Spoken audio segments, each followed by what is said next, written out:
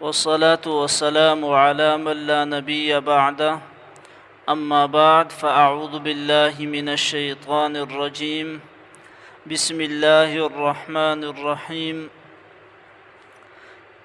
يا بني إسرائيل اذكروا نعمتي التي أنعمت عليكم وأوفوا بعهدي أوف بعهدكم وإياي فارهبون. د سوره بقره درس روان دی. نننی درس د آیات نمبر 40 نه شروع کیږي. یا بنی اسرائیل اذکروا نعمتی التي انعمت علیکم. سوره بقره د مضمون په اعتبار سره سلور حصے ده. اولنی حصہ دا تقسیم د پسلور بابونو باندې. اولنی باب تر آیات نمبر 20 پوری بیان شو. دویم باب تر آیات نمبر یوکم سلویختم پوری 39 پوری بیان شو. په دویم باب کې اول مسئله د توحید ذکر کړه په عنوان د یا ایها الناس اعبدوا سره. بیا په هغه باندې 15 دلایل عقلیه ذکر کړه چې تاسو می پیدا کړی، تاسو مشران می پیدا کړی دي، اسمان می در لفرش، زمکه می در لفرش ګرځول ده، اسمان می در لچت ګرځول دی او د اسمان نه در باندې باران راوروم، د هغې په ذریعې سره د زمکې نه هر قسمه میوجات راوباسم.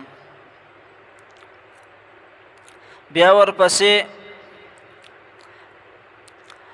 اثبات د رسالت د محمد رسول الله صلی الله علیه وسلم ذکر کو. وَإِن كُنتُمْ فِي رَيْبٍ مِّمَّا نَزَّلْنَا او صداقت د قرآن مجید فأتوا بسورة من مثله. بیا مومنانو ته بشارت ورکو او د سلور خبرو ذکر وکو چې زه به در درکم، خوراک به در درکم، د ژوند دویم مرګرې به در درکم او همیشواله به در درکم.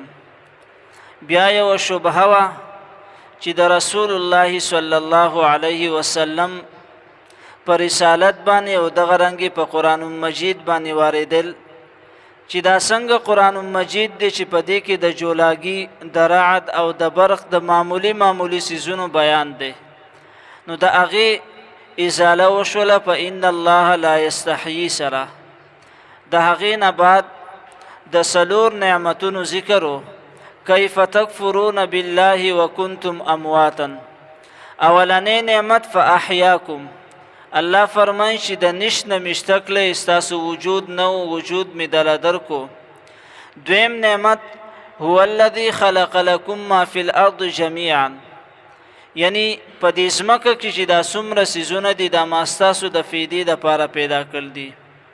د دریم نعمت ذکر چې ستاسو نیکه آدم علیهم السلام می د فرشتو معزز ګرځولی و. وَإِذْ قُلْنَا لِلْمَلَائِكَةِ اسْجُدُوا لِآدَمَ فَسَجَدُوا إِلَّا إِبْلِيسَ.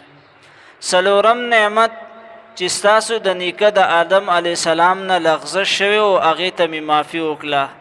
فتلقى آدم من ربه كلمات فتاب عليه إنه هو التواب الرحيم. دا دویم باب د آیات نمبر 21 نواخله تر آیات نمبر 39 پوری په دې کې دویمه حصہ بیان شوله.